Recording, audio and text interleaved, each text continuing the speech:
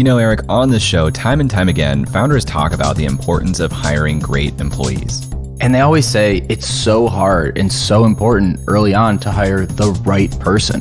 It makes a lot of sense that it's difficult because most founders don't have experience doing high-level searches or hiring top-level talent. And they're also limited to their local talent pool a lot of the times.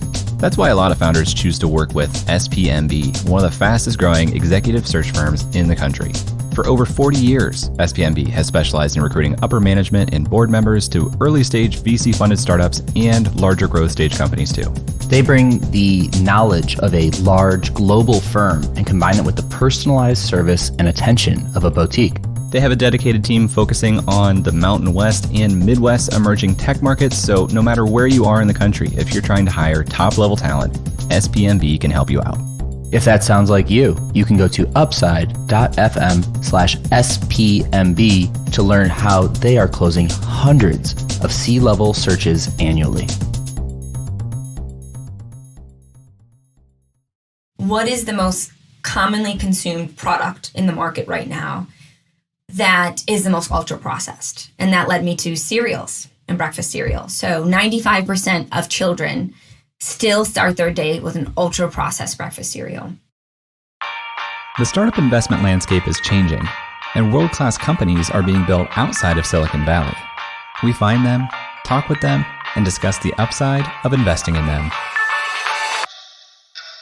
Welcome to Upside.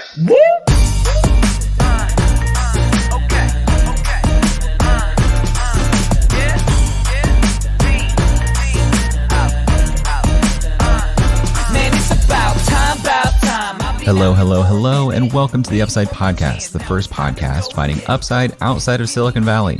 I'm Jay Klaus, and I'm accompanied by my co-host, Mr. Healthy Lifestyle Decisions himself, Eric Hornung. I am all about the healthy lifestyle decisions now, Jay. I'm rededicated to the Peloton. I'm going to the gym. No alcohol, no caffeine. It's a whole new Rick. Rededicated to the Peloton. So I'm on the Peloton train now. I'm not sure if we're friends on Peloton. Are we friends on Peloton? You never friend me anywhere. That's not true. That's not true. Don't say that. That's true. We're friends on Twitter and IRL, I think. How do you search for, or how do you decide which Peloton class you take? I pretty much only take Alex Toussaint's classes. I don't think I've even taken one, but is that a man, a woman? It's a man. He is incredible. He's just all energy, all hype. It reminds me of like the weightlifting coach from back in high school, just getting after it. So I like that kind of energy. When I first started, I said I wouldn't do the same instructor twice. So I did like 20 different instructors. And then I was like, Alex is the best, vibes most with my style. So I did a lot of Alex Toussaint. And I like high intensity interval training workouts, and he does a lot of those. I haven't heard you mention the playlist. So playlist is it's not even in like your top 3 deciding factors. Well, you can always mute it and turn on your own music if, you really wanted to. But yeah, no, so for me, Alex usually listens to like some mix of rap and EDM, which is right up my alley. It's what I would listen to anyway. Very high energy. Very high energy. Yes. I'm on the pop punk train. Actually, I'm a big fan of Bradley Rose, which I hear is pretty controversial, but he does a lot of pop punk rides, which are very fun for me. So you're just like out there screaming and stuff. Like, do you sing along with the tunes? No, it'd be exhausting. I mean, I try. I like mouth along, but to actually project and push air out of my lungs as I'm getting up out of the saddle, I don't think it would work very well. Well, it's nice living a healthy lifestyle, Jay. I'm still in the transition, so you kind of have that 3 to 4 weeks where you feel sluggish and tired. But once you come out of that, I've done it before, you feel like a whole new man. So I'm excited about, getting there in about 2-3 weeks from now. Well, you only have one life on this planet, Eric. You got to live that one life you have to live the best way that you can. And if you, dear listener, want to live the one life you have the best way you can go to our friends at Ethos Wealth Management at upside.fm/ethos, or you could follow Jay and I on Peloton. Tell me about the food side of your healthy lifestyle. What are you doing in the food world? One step at a time, Jay. I've really started with the exercise cutting out stuff before I've started with the what's going in stuff. And I know that that's a huge part about it. I know the nutrition side of things is important, but I only have so much discipline. And I like the way some things taste. I recently saw a doctor for the first time in several years, and I told her that I was concerned that I was having a harder time keeping weight off than I used to. And she said, "Yeah, you're 30." And I said, Well, I'm not eating that badly. And I kind of described what I eat. And she said, and then I told her that I run a lot too. I was like, but I get a lot of exercise. And it used to be that if I exercise, it'd be fine. And she said, well, you can't outrun your diet. And it hit me real hard. You can't outrun your diet is not something I ever wanted to hear. Hit me real hard. The good thing about healthy food is it's becoming more prevalent. It's becoming everywhere. And, we do eat a lot of healthy food. We go to Whole Foods, a lot of stuff that is organic or non-GMO or whatever is supposed to be healthy. I'm not going to claim to be an expert here, but it actually tastes pretty good too. And that would be what today's guest believes as well. Today we're talking to Sharon Cryan, the founder and CEO of Foodnerd. Foodnerd was founded in April 2017 in Buffalo, New York, and it specializes in 100% plant-based superfood products that are designed to increase the world's understanding and accessibility of truly nutrient-dense foods. We're talking about raw, sprouted, organic ingredients that are GMO-free and never pressurized or treated with chemicals or preservatives. Before we dive into this episode, Jay and I are not scientists. Wait, Jay, are you a scientist? I am not a scientist, and I do not play one on TV. You do kind of play one in a podcast, though, a separate podcast. That's true. I am depicted as a scientist. The mad creative scientist, Jay Klaus. If you want to check out Jay's other podcast, it's Creative Elements. You can find it anywhere you listen to podcasts. Back to this podcast, we're not scientists. We don't know all the science behind stuff. I recently changed to almond milk from regular milk. I think that's a good decision, but I didn't go down the rabbit hole doing all the research and all the studying. So our guest today is going to make some claims and thoughts about what she's discovered and what she's seen. And we're going to ride along and assume that she's done the research that Jay and I have most definitely not done. And unfortunately, I was not available for this interview, so you're going to be hearing a lot of Eric in this interview, not a lot of me, but I will rejoin you for the debrief, the deal memo, Eric. You ready to jump in and talk with Sharon? Let's jump in. If you have any comments on this episode, you can hit us up on Twitter at UpsideFM, or if you have something a little longer, hit us up at hello@upside.fm, and we'll get to that interview right after this. I hate that we've demonized scheduling links, Jay. Scheduling links are actually one of my favorite things. I love the ease of someone saying, here's when you can book a time with me, and then I can choose when it's best for me too. Whenever I get an outreach and someone says, what time looks good for you? I ask them, hey, do you have a scheduling tool? And you know what scheduling tool I wish they had? Which one is that? It's a new scheduling tool called SavvyCal. SavvyCal makes it easy for both parties to find the best time to meet. SavvyCal makes the scheduling process even more savvy than any other scheduling tool that I've seen, and I mean that. It makes it so easy to personalize your link. You can say, hey, this is a meeting time for Jay and Eric, and it just looks so professional, so sophisticated. So much so that we're going to be using it for Upside going forward, and maybe even rolling it out to the Upside network. You can use SavvyCal as well. You can sign up for a free account at savvycal.com/upside. That's SavvyCal.com/upside. And when you're ready to upgrade to a paid plan, you can use the promo code UPSIDE for a free month.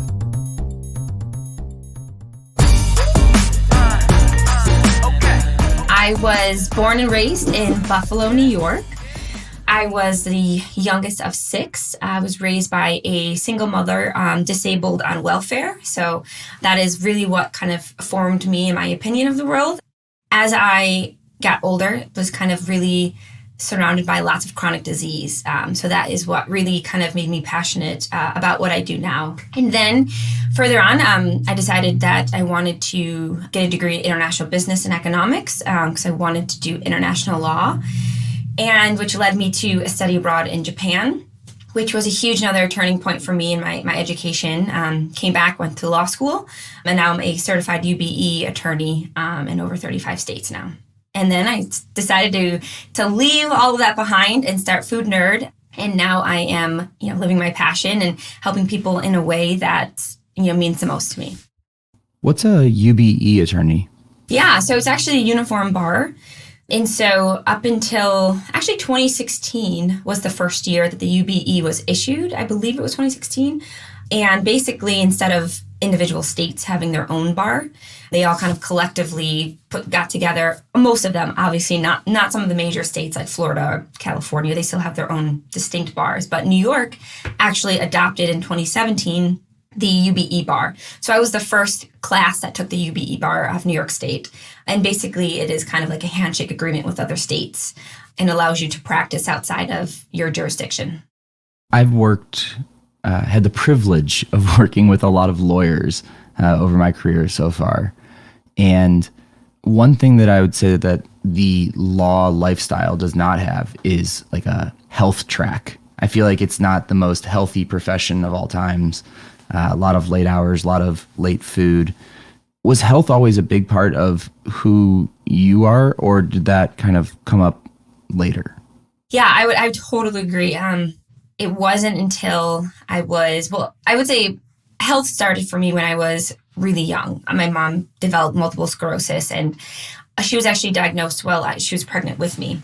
And so I remember when I was around 13, her MS started getting worse. And so for me, I was really kind of hypersensitive to that, because it wasn't just her, it was my brother, it was other people in my family that have chronic disease. But it really wasn't until, I would say, every like 5 years, I started, just educating myself more on it. And then when I got into law school, just like everything else, you're burning both candles, both end of the candles. You are not thinking about your health. That's the last thing on your mind. You're thinking about school, you're thinking about work. And I noticed everybody around me looked and felt their worst. It just didn't make sense, because I had just gotten back from a study abroad in Japan where I experienced, another level of health. And everybody, that I lived with and in the community, just health was a major focus, no matter what you were doing. And so coming back and plunging into law school and just realizing that we weren't even drinking our waters the way we weren't eating food, and then let alone eating really toxic and unhealthful food, and eating at the wrong times, and pretty much everything you can do wrong with your health. I feel like everybody in law school does. And then I started, I didn't have the luxury to, I had to work throughout school. So I was extra exhausted. So I was like, I can't do this anymore. So I started taking care of my health like it was my job. And I was bringing a cooler with me everywhere I went. I had, fresh juices, my fermented foods, my raw foods. It was just everything. And I just felt like a superstar. And people around me noticed, because that's what true health does. When you are actually healthy and you actually give your body the tools it needs, you are in a completely different level. And so people in school started, jokingly calling me like the food nerd or the food drug dealer, and because I would make their food for them, because they would ask me. And then when I would stop making food for them, they would feel that instant lull, and they'd be like, I feel terrible. I have no energy. I can't think clearly. And I'm like, well, what'd you have for lunch? They're like, Applebee's. Yeah, that's why you don't feel well. You probably just put 200 different, food preservatives into your system. And so it was, for me, noticing that it's usually I think across the board in America, we don't focus on our health in the way that actually changes our health. But it wasn't until law school and then I got into practice where I realized, oh my gosh, like here we are, we're eating pizza and Chinese and we're having all this processed food. And then every attorney was like hitting a midday wall and everybody felt lethargic. And to me, I was like, this is like the peak. We should feel our healthiest right now. And so that really is what kind of pushed me over the edge to realize, like, if we don't take care of ourselves, we can't take care of our clients. We can't be our best selves for anybody. And so really the biggest thing for me was mental clarity. The mental clarity I achieved from having my highest level of health was unmatched. So it was it's what tipped me over, was seeing just the legal profession and how we are just burning both ends of the candle. What did you see when you were in Japan? You mentioned there was another level of health there. Can you give us some anecdotes about what the Japanese do that we don't do? Oh, yes. I could talk about this forever. But one of the main things, and I decided to live with the host family because I wanted the full experience. And so, my host mom, and we were in a relatively, pretty wealthy area, village in Japan. My host parents had a BMW. They were successful professors. But regardless, this was across the board how everybody around me, even in the non-wealthy communities, were eating. They would go to the fresh local markets, get fresh produce. Food was the first thing that they thought about in the day. What am I going to feed my family? What am I going to feed myself? What do I need to do to prepare for the day? So there was always, rice sprouting. There was always, green vegetables everywhere, every meal. It was a priority. And then the biggest thing I would say, besides it being really fresh, was the quantity that people ate. It was such a small quantity, but no one was starving. And it was almost like food was a thought, but not in the way that it is here in America. It's like we live for our food here, where there, food was nourishment. And if they were hungry, they would eat, but they wouldn't eat, excessively. They would eat just the right amount, and then they move on. They wouldn't, fantasize about food all day. It was just another part of your day, like drinking your water.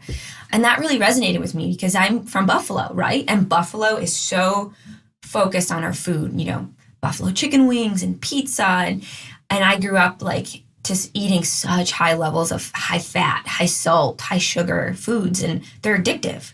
And if I wasn't thinking about my next meal, it's what motivated me. I was very food motivated like most people. And it's not like that there. It's really not. And it blew my mind, honestly.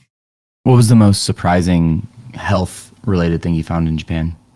I would say, that the way that it's like an education level that everybody has about food. Like here in the US, if you're not a dietitian, you're not a nutritionist, you're not a personal trainer, you don't have, if you don't have that extra nutritional training that you go for, we don't really know. We just assume that if it's in the food supply, it's safe, and we just blindly eat anything. Where in Japan, it's like everybody has a basic level of like, this is what is good for me, and it's just common sense, right? And for here, moderation is key. But for example, my host family, for dessert every day, the whole family, so 5 of us, we split 1 or 2 pears. That was dessert. We would take a delicious fresh pear we just bought at the market that day. We'd slice it up, and then we'd all enjoy that.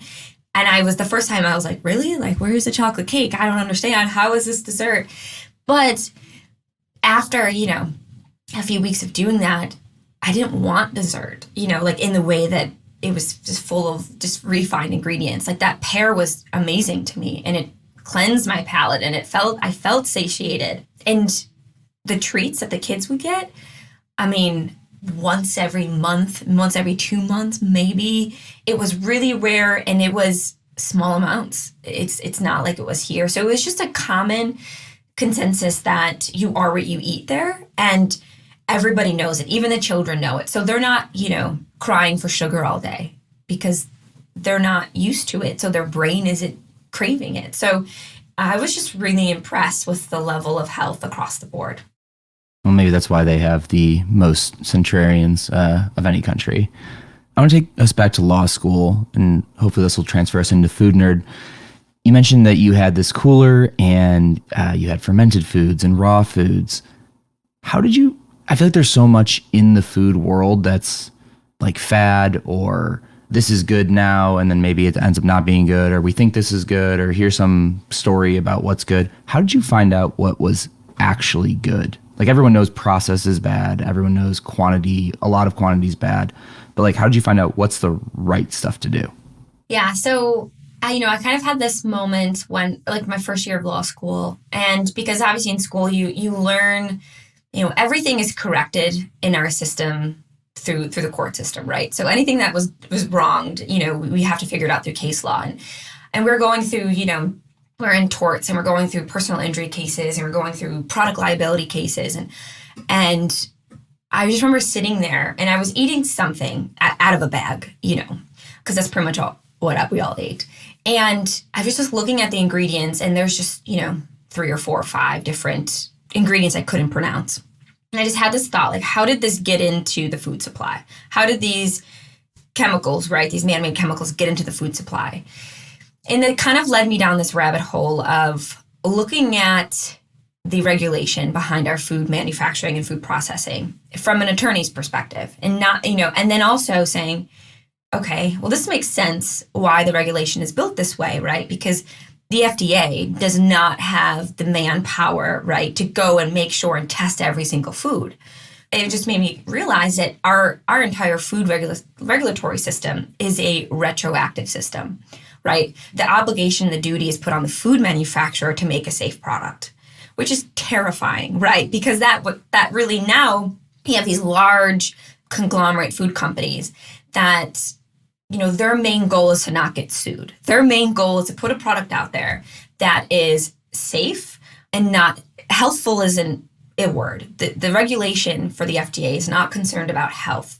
They don't have the manpower to make sure everything's healthy. All they want to know is that this isn't going to cause harm to somebody if they eat it, which is safety, which is great for public health concerns. But what it has led to is food manufacturers saying, okay, in order to not get sued, I need to make sure this food is safe. And what does that mean? I need to apply so much processing to this food that there's no likelihood that anything would grow on it because it's been cooked to such high temperatures. It's been processed and pressurized and all of these, chemically altered, which is the complete opposite of what our body needs, right? Like our bodies are designed to have natural food from nature, right? And so this idea that the food manufacturing system started going towards, okay, let's make shelf-stable products that I have great margins on and that I can't get sued for. Okay, well, that product is ultra processing, right? However, the human body has not evolutionarily caught up to be eating such Frankenstein foods.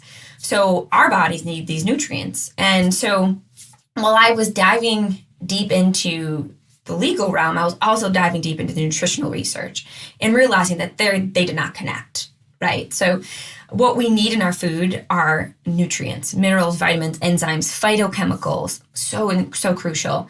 But then also our macronutrients, our fats, carbs, and proteins, they need to be in their whole form. And none of that is discussed in the regulation, which means the system isn't set up to produce healthy foods. So I was sitting there saying, okay, how did this get into our food supply? I knew why. I knew how it got into the food supply. And, today, for example, 2021, we have over 10,000 man-made chemicals in our food supply. Just 20 years ago, we had maybe 2,000. And the other thing is that those chemicals have not been tested, improved safe for, and it's called bioaccumulation, right? They have not been tested safe. If we have this every single day for 20 years, is this actually safe? And they've never been tested in conjunction with each other. So we don't know what the chemical reactions could be occurring. And so it's really just kind of blew my mind and realizing that not only are ultra processed foods not the answer, but they're also harmful on a level that we are just now through scientific research understanding. So I went back to kind of the basics. I went back to what does I already need and what foods and in what food form are those nutrients the most bioavailable. And that is raw fermented foods. And then also sprouted foods. And that really, set up the entire equation that Foodnerd is based on. I can't believe that 2,000 to 10,000 jump makes me want to start looking at ingredients more. What is sprouted foods? I'm familiar with raw and I'm familiar with fermented, but what's sprouted foods?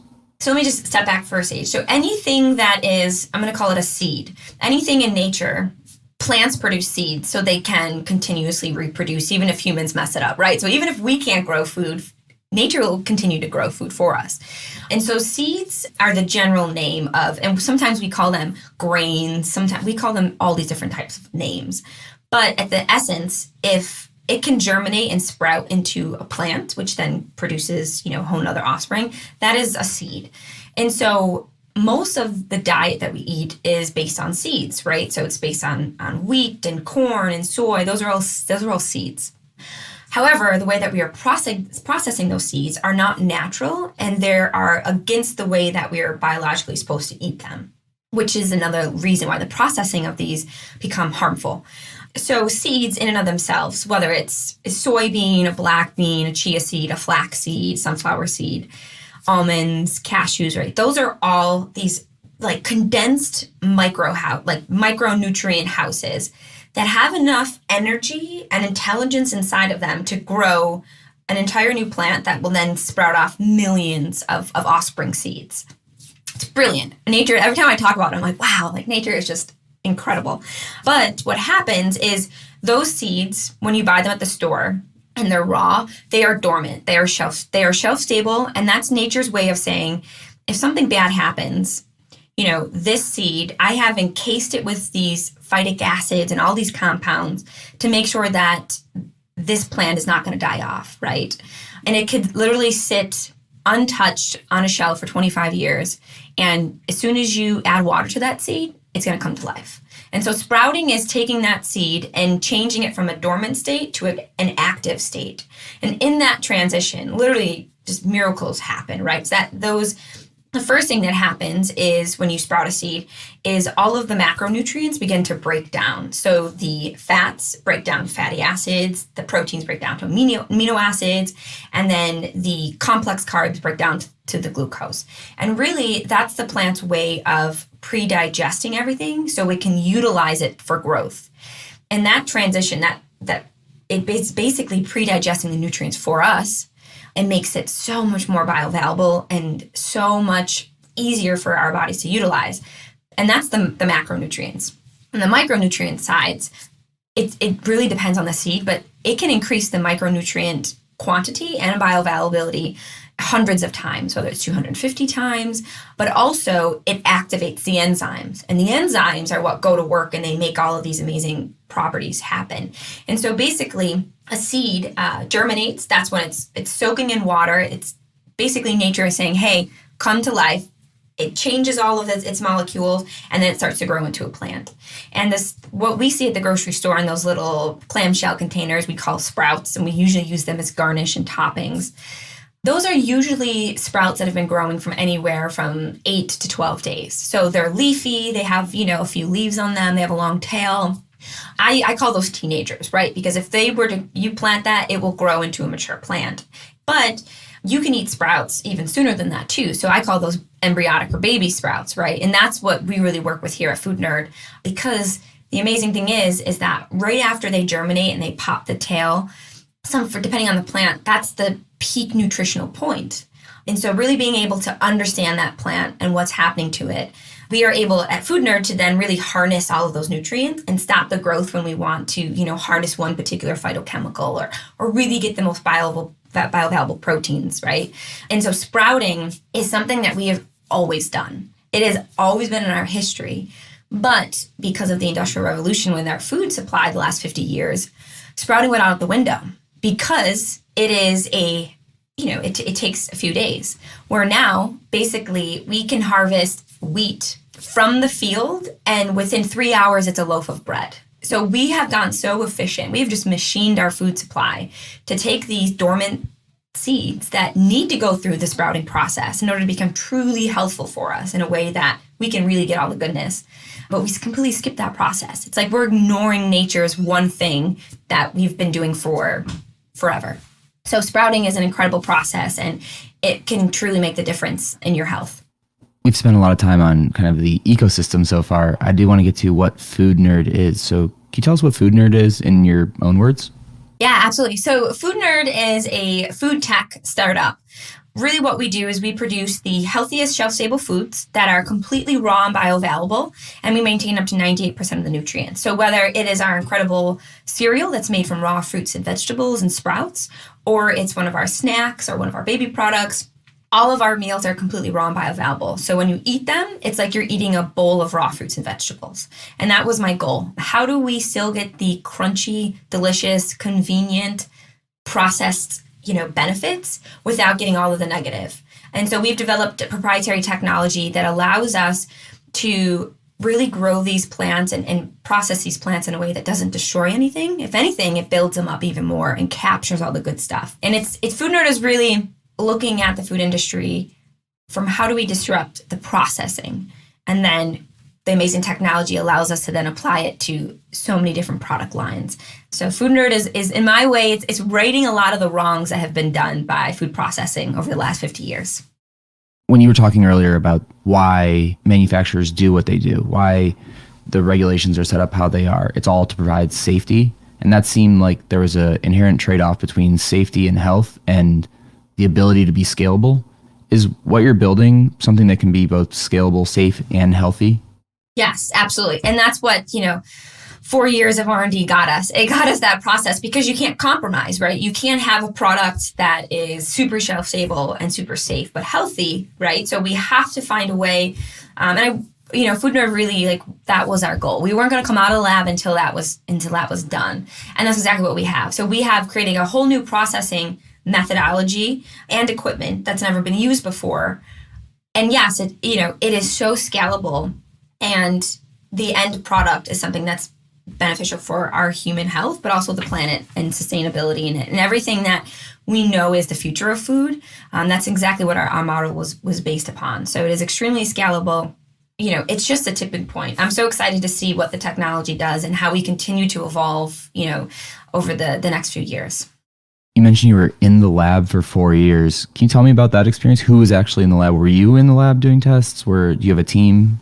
Yeah, absolutely. We have a team. And yes, myself, I was in the lab because I think that's one of the things that, we all have our unique skills from the way that we have them, right? So I have our chief food scientist that we work with. And then it was really three of us. It was a food scientist, it was myself, and then it was one of my partners who is, she is a mom, right? She is the person that is at the grocery store struggling every day to feed her three children the healthy food. And so I wanted to have as many viewpoints in the R&D process as possible, because I think that's what's missing. I think that we're not listening to and having that unique perspective from the person that's actually wants and needs these foods versus, the food scientist that's looking at it from their point of view. And I wanted to really look at it from, okay, what hasn't been done before, and where is the regulation going to go behind this, right? Because that was, we're creating this whole new gray area, and that excites me as an attorney because that means we're making progress. If we stay where we're at and we just keep doing exactly what's been done, we're going to get the same chronic disease that we're getting, right? And unfortunately, our generation's children are the generation that has consumed the most amount of ultra processed foods since in utero, and they're expected to have a shorter life expectancy than us, which is terrifying. And that's kind of where the R&D process, we had to have all perspective. And now our R&D team is just massive, right? And now we have some of the top leading researchers on, and physicians. Everybody now I'm pulling in epigeneticists, we're pulling in phytochemical specialists, and because I think that's why the food supply is so broken, because we have all of these isolated groups, but we have to look at it collectively as a team and say, how do we get everybody healthier? How do we do the right thing? And so that 4 years of lots of trial and error, because you can make something amazing, but if it doesn't taste good, right, people aren't going to eat it. So it was just a lot of back and forth, but I'm really proud and honored that we just got out of R&D in 2020, end of 2020, we just finished. And now we're really excited to scale these products and bring them to every home because they deserve it. It sounds like you had the idea from the beginning. So I don't think it was like an idea breakthrough, but you also mentioned this trial and error phase. Did you have a we're on to something moment at any time during those 4 years? Yeah, absolutely. That moment, I think, was when I started saying to the team, okay, how do we measure how processed something is? Like, there's no standard, right? You see all these food labels for non-GMO and organic, right? But that doesn't say anything about what was done to the product, right? We're all brainstorming. I'm like, there's science out there. I was aware of science that could measure the quality of the nutrients, but it wasn't until we all kind of had this aha moment that they're called AGEs, advanced glycation end products. And we have known about them, and I discovered them back when I was in Japan. And that was one of the big takeaways from Japan. They actually discovered them. Of course they did, right? 40 years ago. But basically, it's what happens when you take a fat, carb, and protein, and you cook them. And you degrade the nutrients in a way that is irreversible. And it's toxic, and it causes damage to our bodies. And I knew that our processing was light years ahead of, what we do now, which is roasting, baking, boiling, blanching, dehydration. Like, that's what the food industry is based on now, and extrusion and frying and all of that, right? Which is all high heat. And our process was not a heat process. And I knew that it was, but I was like, how do we actually measure? And so AGE testing just absolutely changed the game for us, because I knew what we were doing was light years ahead, but I didn't realize till we got the lab results back from our third-party testing of, oh my gosh, like this is 700 to 900 times less processed. Like it was way more. I thought it was going to be 2-3 times less. 900 times less processed. It was like Christmas to me. I was like, I knew that we were on to something, giving people real nutrient back, but I didn't realize to this extent. So AGE testing is absolutely the breakthrough, I think, for us. I think it's also a breakthrough for the food industry, for consumers, because as up until this point, a consumer is in the grocery store. They look at two products. They're like, oh, this bar versus this bar. They have no idea what the difference is. They can say the same exact ingredients. Let's say they say, oh, there's oats, there's brown rice syrup, there's, chocolate chips, whatever. There's whey protein or there's pea protein. The consumer has no idea how the food manufacturer made that bar and what the difference is. But the quality could be night and day between those two bars. And so I was like, whoa, wait a minute. I'm like, the consumers deserve to know what was done to the food. And so that's kind of how I started working with the top AGE researchers in the world, and together we formed a nonprofit where we've created the first processing food certification label that actually now can standardize, so consumers have another tool in their arsenal to make healthy decisions. I love that idea of like an AG score or certification. Turning back to Foodnerd, why'd you start with breakfast over any other meal of the day? Yeah, when I first started Foodnerd, it was actually Foodnerd meals, and it was raw, science-based food.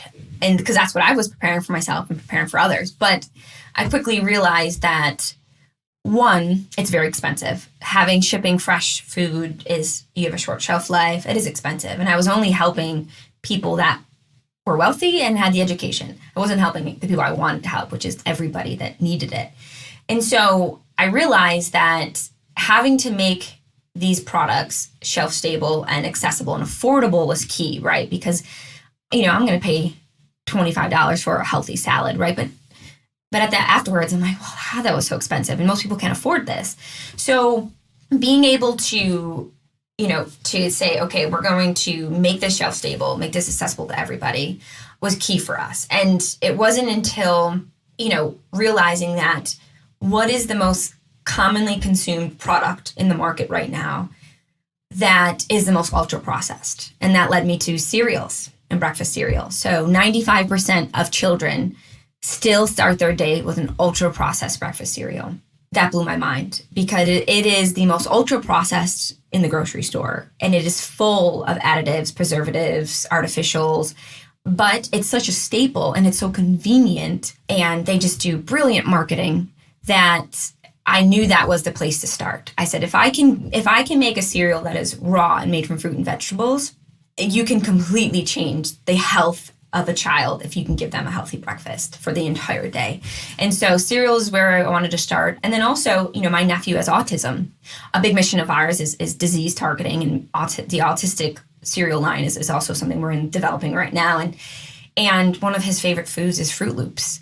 And as you know, for the artificials that are in Fruit Loops have been proven to be toxic, and they disrupt the neurotransmitter production, and they're very toxic to children who need to focus. And so for children with autism, it can wreak havoc on their daily mental clarity and health. And so I was extra motivated to make a very healthy cereal, because that's unfortunately what I saw all my nieces and nephews eating every day. So disrupting the cereal aisle then became Foodnerd's first mission. How have you funded Foodnerd for the first 4 years?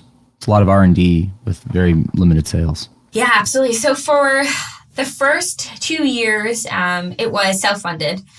And in hindsight, I still don't even know how necessarily I bootstrapped so much, because it wasn't like I came in, with a huge savings. I just had what I had, from my salary from being an attorney for a little bit there. But through the last 2 years, we did a friends and family round. And so I've just been really lucky and really blessed by the ecosystem here in Buffalo that, saw that this was going to happen. I was not going to give up. And so we raised, a friends and family round.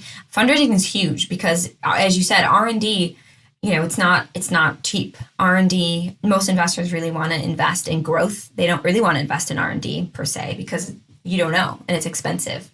But the good thing is our R&D is behind us now, and now we've developed and designed everything, and now it's just a matter of scale. So that's really where we're at now. Well, Sharon, this has been awesome. If people want to learn more about you or Foodnerd, where should they go? Yeah, so you can check out foodnerdinc.com, or you can message me directly on our Instagram. I would say Instagram, Facebook, those are our two big platforms, and on our website. That's really the easiest way to connect with me. If I was going to order one thing on foodnerdinc.com right now, what should I get?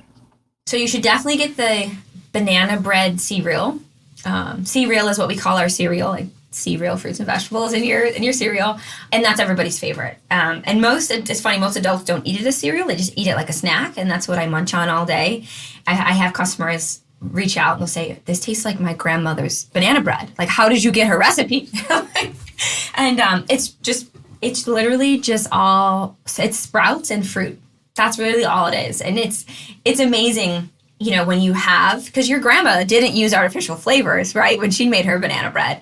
So it's funny how we're able to kind of bring people back with their palate to a really great place without using, natural flavors and artificial flavors. So if you're a banana bread person, I would say definitely start there.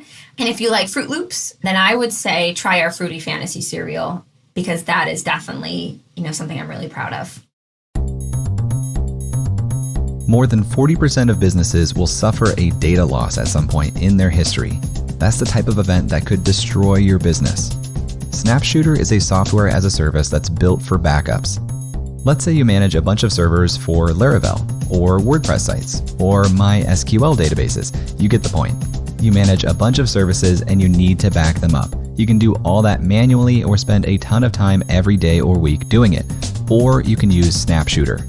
SnapShooter has processed over 145 petabytes. That's a staggering amount of data. I've literally never even heard that word before. I just Googled it. There is 1,024 terabytes in 1 petabyte, and SnapShooter has processed over 145 petabytes of data. New users can set up one free backup job with no credit card required. Go and check out their integrations with AWS, DigitalOcean, WordPress, Laravel, GraphCMS, and many more. You can use promo code UPSIDE for 10% off your first year of SnapShooter.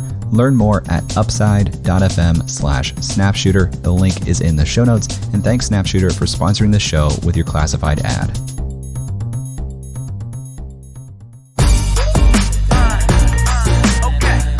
All right, Eric, you just spoke with Sharon Cryan, the founder and CEO of Foodnerd. You feeling a little bit more nerdy? You feeling a little bit more equipped for your healthy eating lifestyle?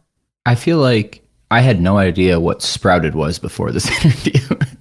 And I don't know if that's a good thing or a bad thing. I don't think it's a bad thing that I didn't know about it. It's a good thing that it exists out there. And maybe it's a bad thing that we don't talk about it more broadly as a society.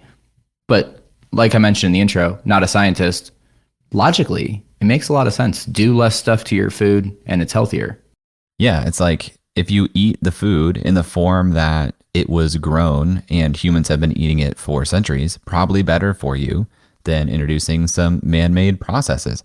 It brought me back to an early interview we did with Lindsay Moeller of Concur, which was all about microbiome on the skin, but similar wavelengths here I think that Sharon is on in terms of, hey, wake up, the way that we've processed and prepared things for stocking shelves in retail stores, not actually what our body needs. And here's a big thing that I've noticed on Upside, Jay. We have some of these kind of macro trends that we've noticed across 200 plus episodes. They pop out and you kind of see them again and again in these new businesses that are being created. In the health and wellness space, a return to more natural is not the right word because I feel like that's almost been tarnished by all the marketing going on, but just like what we were before processing, whether it's makeup or skincare or it's food, that seems to be a trend that I'm picking up on across at least the country. I'm not sure if it's the world. It's definitely something that I've been thinking about a lot more over the last few years because it feels like even going to restaurants, but especially like fast food, we've food scienced our way into cheap prices and things that are no longer actually food. Like you can't eat a Big Mac and feel good. While you're eating it, sometimes it's pretty tasty. While you're eating it, sure. Right It's afterwards, though, yeah, you always feel bad. There's a little bit of guilt. there's guilt, and like you have, at least I have, just my body does not respond well to it. You can feel a difference when you have something that is less processed, that is plant-based. Sprouted, as you said, is a term I was not familiar with, but now I'm a lot more familiar with it. But the challenging thing I find, or would expect in this industry, and we talked about this in the Concur episode as well, we got here because food manufacturers wanted things to be shelf stable and to have a longer period of time where they could be purchased and consumed. And I imagine this type of food is harder to keep shelf stable. And I think I want to dive into the history of that for a second, because that inherently probably wasn't a bad thing when it first started. I think we look at it now and we say, oh, shelf stable, high fructose corn syrup, whatever. All of those innovations at the time were to make food cheaper, more accessible, and to probably lifted a lot of people out of like food poverty. Now, that being said, it also put people into health poverty. We didn't see the long-term implications of it. But I think that there was probably some level of capitalism-backed good intention when all of that was happening. Now, take that forward to today. I love the idea of what Sharon's building to make a shelf-stable sprouted product, something that's healthy, but can also sit on the shelves longer than, your produce department, where things are getting turned over all the time. And one thing, as we dive into our deal memo here, that we talk about with Sharon is just the level of depth it appears that her and her team have gone into to both understand the entire system, from the science part of this to the manufacturing part of this to the logistics part of this, how everything kind of works and all the R&D they've done. I can't verify whether or not it's right, but I feel like based on how long they've spent on this, trying to tackle this problem, they have some deep insights into what needs to change. Yeah, one of the pieces of the interview that really stuck out to me as I was listening to the recording was Sharon said she really wants to disrupt the processing industry. And so a lot of the work that they've been doing behind the scenes in R&D for Foodnerd is laying the groundwork to compete in different areas of food with a different processing process. Yeah, I feel like when you talk to most brands, something that's new or like a epic jerky, they just want to make better jerky. They weren't saying, hey, we want to disrupt the entire processing supply chain. That's a much bigger vision with a brand that happens to be the consumer facing aspect. So I really like that.